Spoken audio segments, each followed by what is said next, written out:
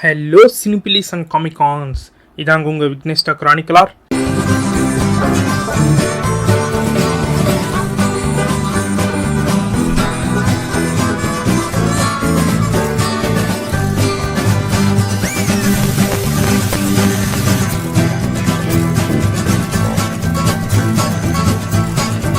Ramayana the legend of prince Ram or history of Bharatavarsha அப்படின்ற படம் 1992 release ஆன ஒரு இந்தோ ஜாப்பனீஸ் அனிமேஷன் படம்.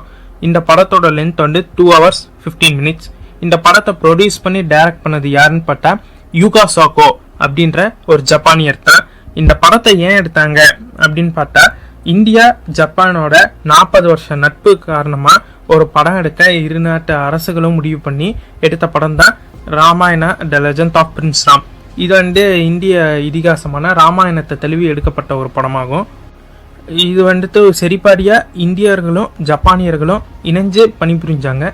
இந்த படத்தோட ஜப்பானீஸ் டைட்டில் என்ன அப்படின்னு பார்த்தோன்னா ராமா ஒஜி டென்செட்சு அப்படின்றதாகும். இந்த படத்தோட இங்கிலீஷ் டப்டு வெர்ஷனுக்கு என்ன டைட்டில் வச்சுருந்தாங்க அப்படின்னா Ramayana the prince of light அப்படின்னு வச்சுருந்தாங்க. ஜப்பானிய அனிமேட்டரான யூகோ சாக்கோ ராமாயணோட ராமாயண கதையை படித்து ரொம்ப இன்ஸ்பயர் ஆனார்.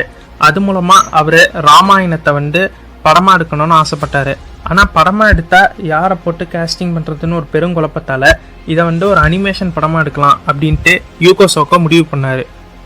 இதுக்காக 10 விதவிதமான ராமாயணம், அதாவது நம்ம ஊரில் பார்த்தோன்னா கம்பராமாயணம் இருக்கும், துளசிதாசரோட ராமாயணம் இருக்கும். என்னதான் ராமாயணத்தோட மூலம் வால்மீகி எழுதியிருந்தாலும் அடுத்தடுத்து இவங்கெல்லாம் எழுதுனாங்கல்ல, அந்த மாதிரி ஒரு 10 விதமான ராமாயணத்தை ஜப்பானிய பாஷையில் படித்து தெரிஞ்சுக்கிட்டவர் 1990ஆம் ஆண்டு இந்த படத்துக்கான வேலையை ஆரம்பிக்கிறாரு. மொத்தம் 450 ஆர்டிஸ்ட் இந்த அனிமேஷன் படத்துக்காக புக் செய்யப்படுறாங்க.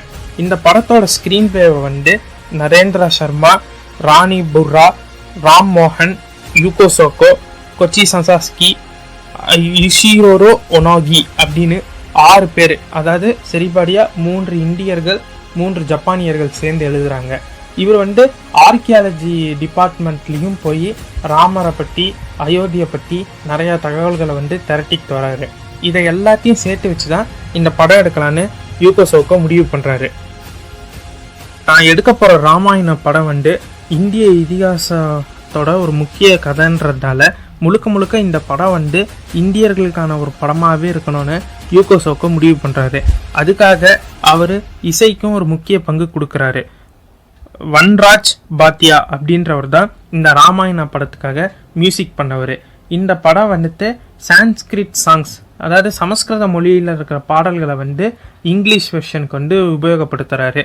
அதே மாதிரி ஹிந்தி, தமிழ், தெலுங்கு இந்த 3 லாங்குவேஜ்லையுமே இந்த ராமாயண படம் டப்பிங் செய்யப்பட்டது. இதுக்காக இந்தி பாடல்களை உபயோகப்படுத்தினாங்க. இந்த பாடல்களெல்லாம் கவிதா கிருஷ்ணமூர்த்தி, சாதனா சர்கம், உதித் நாராயணன் இவங்கெல்லாம் பாடி கொடுத்தாங்க. இந்த அனிமேஷன் படத்துக்காகவே நிப்பான் ராமாயணா ஃபிலிம் கம்பெனின்னு ஒரு கம்பெனியை யூகோ சோக்கோ தொடங்கி ரன் பண்ணார்.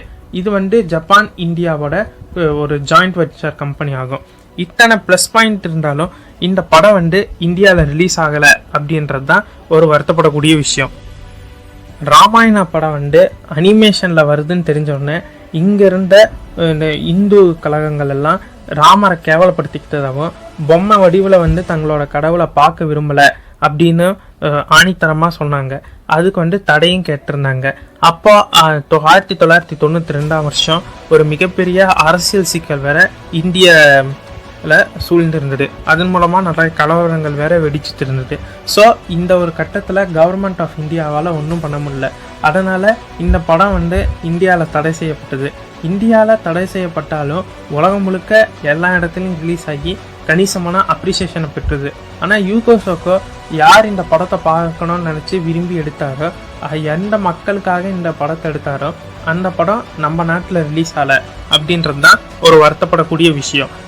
இந்த படத்தோட ஹிந்தி வெர்ஷனுக்கு யார் டப்பிங் கொடுத்தாங்க அப்படின்னு பார்த்தோன்னா 80s ராமாயண சீரியலில் ராமராக நடித்து ஃபேமஸான அருண் கோவில் அப்படின்றவர் தான் ராமராக்கு வாய்ஸ் கொடுத்துருந்தாரு. அதே மாதிரி மாபெரும் இந்தி பட வில்லனான அம்பரீஷ் பூரி அப்படின்றவர் தான் ராவணனுக்கு வாய்ஸ் கொடுத்துருந்தாரு.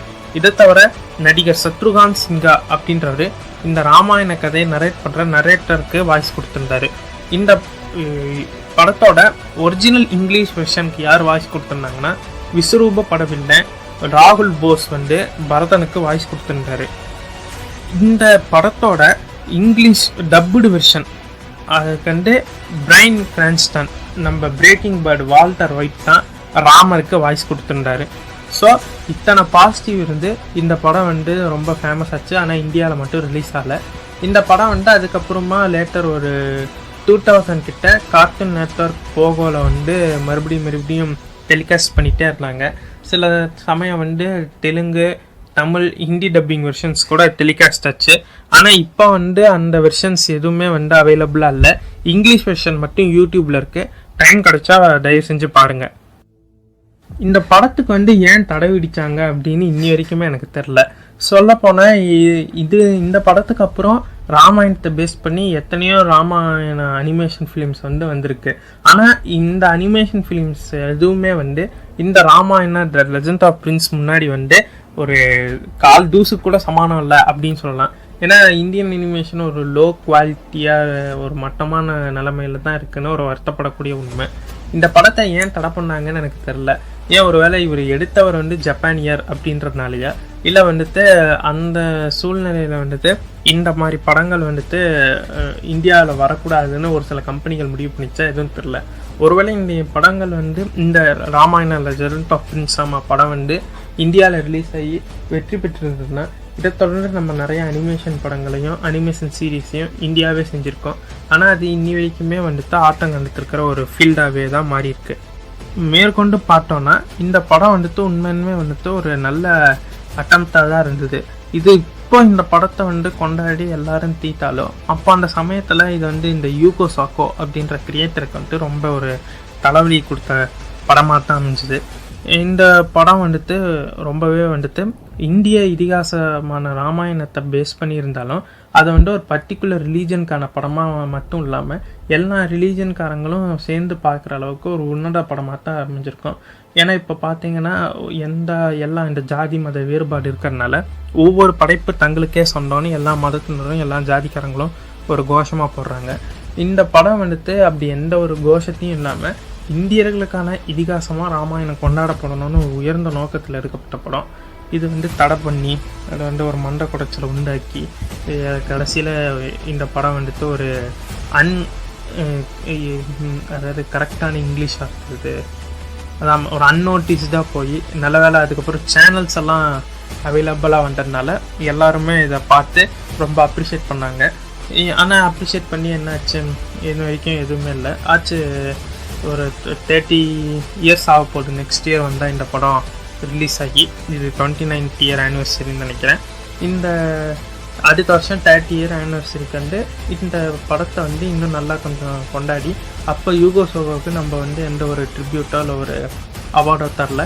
அதை அடுத்த 30th ஆனிவர்சரிக்காச்சு இந்த படத்தை நல்லா கொண்டாடி யூகோ சோகோவை நம்ம நினைவில் வச்சுக்கணுன்றது தான் என்னோட ஒரே நோக்கம்.